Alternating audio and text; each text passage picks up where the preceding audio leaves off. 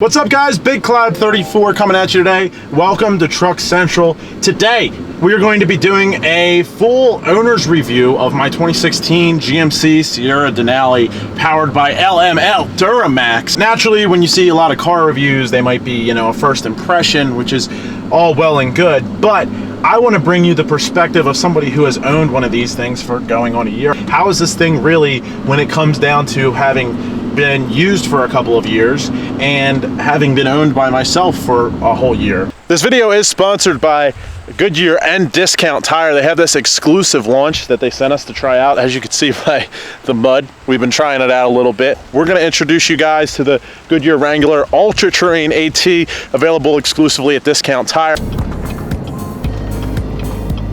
So if you couldn't tell by that last shot, we pulled into Discount Tire, and if that doesn't explain what's happening, we're getting rid of these tires that are on the truck, which are a street tire.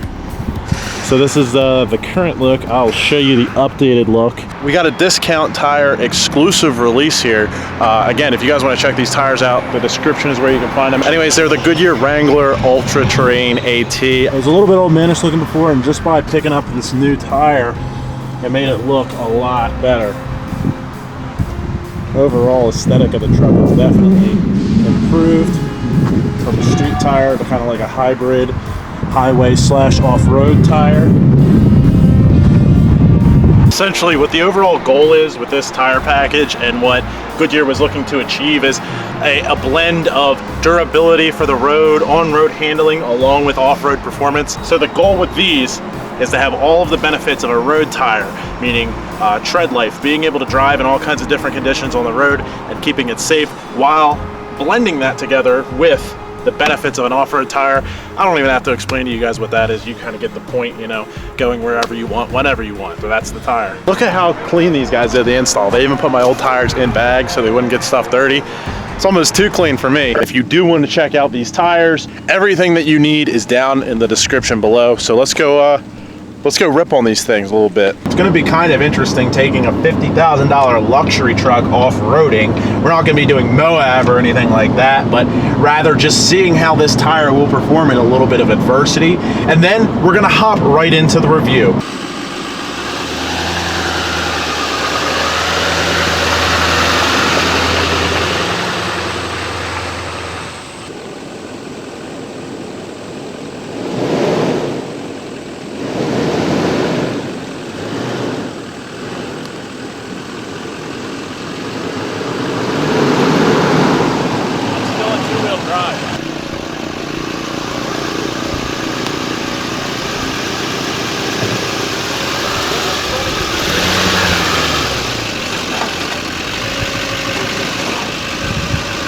That was awesome. This is actually pretty relaxing. The gravity holds you back in your seat. That's why they do it. Has to be. Has to be the reason. Freeing. I don't think we're even really spinning as we go up this. What is this, like about almost a 45-degree incline?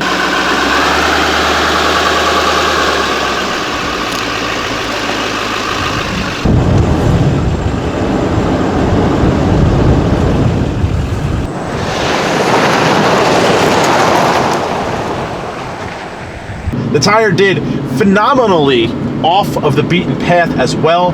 I have owned it for probably like 2-3 weeks at this point.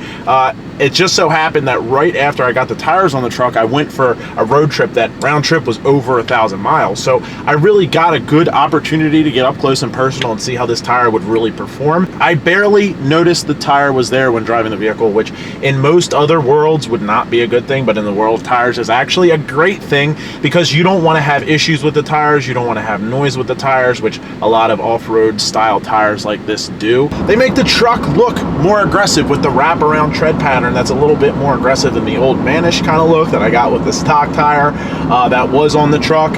So far, I have zero complaints, only good things to say about these tires. They perform just like a street tire. They perform pretty well off-road as well. All right, so we're basically going to grade this truck on 3 different criteria. Number 1 is going to be the comfort factor, because after all, that's something that you expect out of a truck like this. Number 2 is going to be the utility factor, and number 3 is going to be the functionality. Now, comfort explains itself. I don't really need to break out the dictionary definition to tell you what's going on there. As far as utility and functionality, well, they sound about the same, so what differentiates the two? There is definitely some crossover, but we're going to call utility anything that's related to getting a job done, whether it's towing something behind on a trailer, using the bed to pull something along, or anything of that nature. Functionality is going to include more like the features of, does it have enough cup holders? Does it have good storage? How do those things work out? So let's dig right into it with comfort.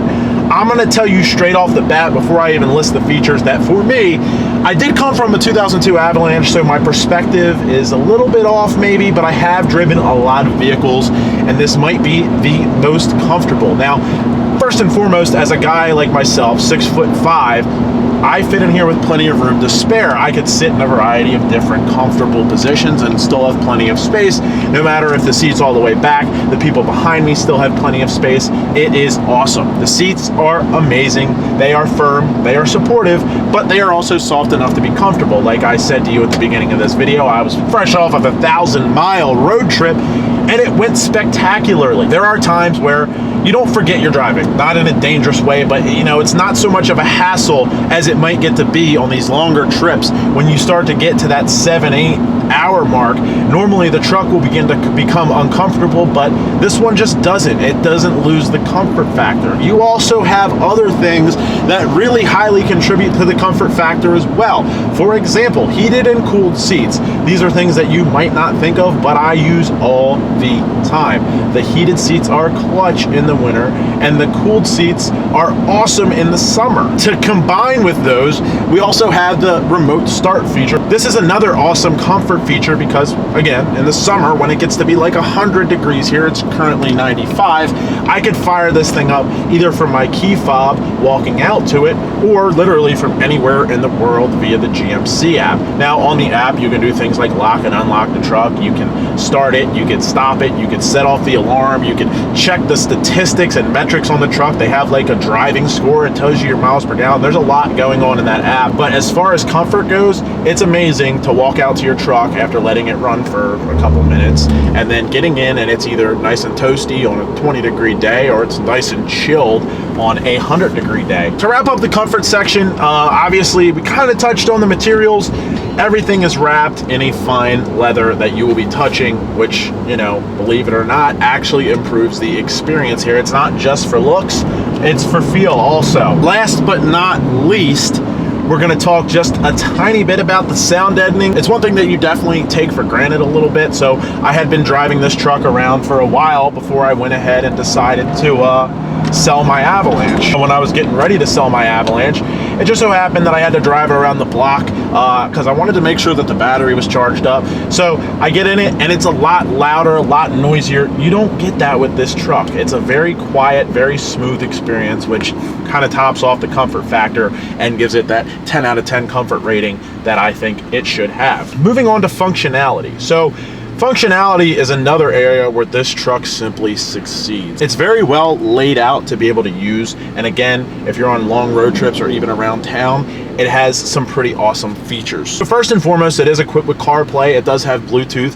When it comes to the radio, it has about 90% of the bells and whistles that one could possibly want when talking about a radio. CarPlay lets you look at your text messages, use certain apps, and do it safely and very seamlessly through your head unit while you're driving. I'm not going to get into a full in-depth CarPlay rundown, but that's one of the best features on a vehicle like this as far as technology goes. The stereo system is completely amazing. I'm not sure if you'd put that in comfort or functionality, but it's one of the best that I've ever heard in a factory vehicle. In turn, up here ahead of me on the dashboard here, we have not only our analog gauges. I think this is a very well laid out component of the truck.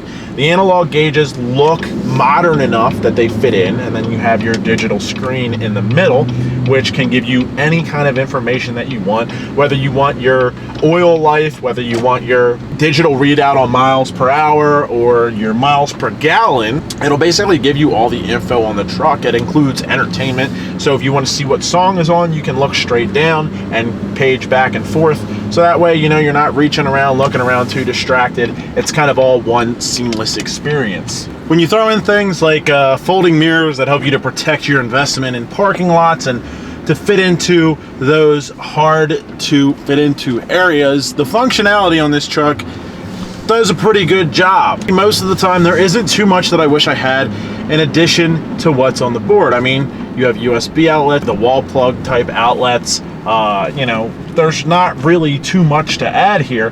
There is only one thing that I really think should be improved on this truck that just absolutely doesn't really do the job for me, and that would be the center console design. Now, up front we do have a couple of little shelves which actually work out pretty well, but in this open portion up front between the cup holders and the shelves, there's just a big pit of nothingness. So it's worth noting that with a review like this, pretty much everybody's going to clean up their vehicles so that you can see what the vehicle looks like without it being lived in. I did clean up everything, but I intentionally left this part the way that I had it, just so you could see what it's actually like, because this center console is a complete mess. It's just full of receipts and paperwork, and you know, probably I'm sure there's wrappers in there and stuff like that. It's not necessarily like that's out of the norm for the class or anything like that, as far as I know, but it just turns into a giant place to throw junk. Nothing in there really stays organized. It's actually pretty difficult to be able to put several things in there and have the ability to find them later, because they all end up getting shuffled in. And when you get to the part of the center console that you actually open up here, it's more of the same. Again, there are some nice USB ports. We do have a shelf up front for a little bit of organization, but again, it's just a giant open pit of nothingness that really isn't all that great in terms of organization and storage. It leaves you to just, you know, rustle through all your things and try your best to find them. In the back, one feature that I do like about the functionality is the fold-up seat. Now, a lot of these trucks will have a seat that folds down in one direction, folds up in another, but you know, it can end up being a little bit overcomplicated. I feel almost like manufacturers feel like they have to over-engineer these kinds of things just to make people feel like they're getting their dollars worth. At the end of the day though, these jump seats end up being about the simplest and give you the most amount of room. In the Avalanche, the bottom of the seat would fold forward and then the back of the seat would fold down, which, you know, you had a seat on top of the floor, which would mean less storage potential. In this one, the bottom pushes up, the bottom pushes down. It's the simplest and most effective way to get the job done. So as far as functionality goes, I say that we'd give this one about an 8.5 out of 10, just because of the center console. I would give it a higher score, but this just really bothers me for some reason. I can't really compare it to a bunch of other vehicles in the class, but as far as this goes, I just kind of feel like it's the center of the truck. It's something that you're going to be using all the time. It's right next to you when you're driving. It's the only thing other than the head unit that you're going to put your attention into, and it feels like they just underwhelmed me here. With a little bit more attention here, this could have been almost perfect. Hopefully it's something that they end up improving on future designs, and we'll see a little bit more coming out of the center consoles in these trucks in the future. Last but not least, let's talk utility. So utility, again, this truck does very, very well at. Now, I use it really for two main things. I've put a golf cart in the bed and I've pulled a trailer. Those are the two things that I do commonly. And let me tell you that with both of them, much like I will tell you about a lot of other features of cars that make them awesome, is that you don't notice. If you don't notice things, that means that they're good, because they are not a hassle, they're not a pain, they're straightforward. You just do it and it's done with. As far as what I use this truck to pull, it does it without even thinking twice about it. I will forget actually that I'm pulling a trailer sometimes. It's a good thing that I check my mirrors every once in a while, because you do have to take corners just a little bit wider when you have a trailer, and I'll forget that there's a golf cart in the back. How do you forget that there's a golf cart in the back? Well, the answer is simple. You have a truck like this that is more than equipped to handle that type of thing. A 6.6 liter LML Duramax and Allison transmission provide plenty of power and strength. I'm not going to say that you don't completely ever notice that there's a trailer on there, because that would be almost impossible. You do notice it's back there, but it is easy to forget about. You have to really drive some of these lighter duty trucks as they try and pull a load that's, you know, even an open car trailer or something like that. With this, it's kind of like just a nice cruise, minimal input. In addition, you have things like the bed lights that you don't really think about but are a huge deal. It has the full LED bed light package, and it also has lights in the mirrors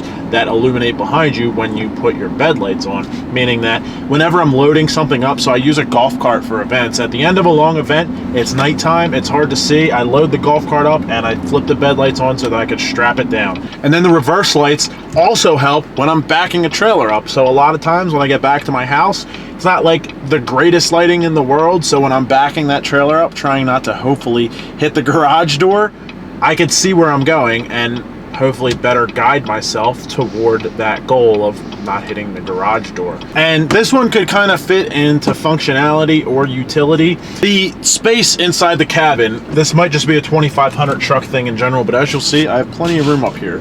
I also have a Corvette, which I fit into very small. I mean, it is a Corvette. Even like my Avalanche, a 1500 series truck, I didn't have very much headroom, but there's plenty of headroom for as big as you are, as big as your head is, because I have a huge head. There's a lot of room in the back seat, which is actually a big deal to me, not because I'm putting people back there all that often, but because when I fold it up, I have merch, I have cameras, I have battery chargers for like the golf cart battery. I have all kinds of stuff like that needs to go back there, and there's plenty of room in the back seat to lug along all my gear when the bed is filled with the golf cart. Another underrated feature on this truck that I noticed it has that a lot of trucks for one reason or another don't have. Literally every single automaker who doesn't do this, you guys need to stop and take notes for a second. Your trucks should have tie downs in the bed. But I'm pretty sure that there are still some trucks out there that do not have tie downs in the bed. So just so you know, that's pretty dangerous and also going to help your customers to damage their truck by strapping it down in different creative ways just because there's no tie downs in the bed. Another thing to add about the utility aspect is that these trucks do come in with a spray-in bed liner, so it prevents your bed from getting messed up. It's actually really nice. And check this out, hydraulic assisted drop on the tailgate, so it's anti-slam kind of. Just a couple of neat things that'll make for a better experience and also give you a little bit less wear and tear on your stuff. So you beat the heck out of the bed liner, you beat the heck out of the hydraulics, you don't beat the truck, more or less. It's stuff that if you really wanted to down the road, it could be replaced. As far as utility goes, the truck has pretty much everything that I would look for. The one thing that I kind of miss from the Avalanche, I sold a $1,900 truck, and believe it or not, in one area it did do better than this $50,000 GMC, and that was in tool storage and general storage space. So in the side of the beds for the Avalanche, there were toolboxes, and they do this in the newer Rams too, I noticed, but in this truck, there's no storage in the bed for anything. And I think that's kind of a class standard, but it would have been cool to see GM focus a little bit on maybe providing the new answer for that question. We're only going to deduct a very small amount from the score because that's kind of not something that's widely expected in this class of truck. But with all that in mind, I would give this vehicle a 9.5 on the utility scale. It's pretty smooth, it's pretty easy to pull things, to load the bed, to see what you're doing, all the above. When we average all those out, I think it comes to about a 9 out of 10. The truck is very, very well put together. Let me just put it to you this way and say that there isn't too much to complain about here. It is about as nice of a luxury vehicle as you're going to get in that price range at all, the $50,000 range, maybe a little bit cheaper depending on when you're watching this video or what part of the country you're in. One thing that I look into and really try and find in a vehicle is that factor of, do I notice anything sticking out to me? Because to me, this is a theory I've talked about before, but a vehicle that is well executed should be much like a movie that is well executed. So one of the concepts that you'll notice in movies is that they do as much as they possibly can to remove things that are going to distract you from the main point, and that makes for a better story so that you can really focus in on what they're trying to convey instead of getting distracted. So with something like this, I think that the truck does it exceptionally well. There isn't very much that stands out to me. I don't look in this cabin and go, oh, what the heck are they doing with this material up here? Like I do that in several cars that I've gotten in, rentals and what have you. I've rented some really nice cars, and they'll just really have something stand out to me that's like, this shouldn't be here. Like, what's going on? I don't think that at all when I'm driving this. Like I said, I do have a few small gripes about it, but overall, if you're looking to purchase a truck like this, I would put a heavy buy recommendation on it. I feel like I'm one of those Wall Street guys sit on TV, but I would put a heavy buy recommendation on it. If you're thinking about this and the only thing holding you back isn't the money, but rather is this experience a good truck to live with, I would certainly say go for it. So that's about all I got. I do want to take another second to thank the folks over at Discount Tire and Goodyear for helping me out to get these Goodyear Wrangler Ultra Terrain ATs. They are a phenomenal tire. Remember, everything that you're going to need to know about them is in the description down below. I hope that you guys enjoyed this video. Go check out those tires. They really are awesome. I'm not just saying that because this video is sponsored, but they're an incredible tire from what I've seen so far, and I'm really enjoying them. I'm enjoying the truck. I'm loving it. If you guys have questions, I'll try and stop by and answer them, so ask them in the comments below. Like this video for the folks over at Truck Central. They're doing a great thing here, and that's all I got for you guys. So thank you very much for watching Truck Central. This has been Big Clyde 34. It's been a pleasure as always, so I will catch you next time. Later, guys.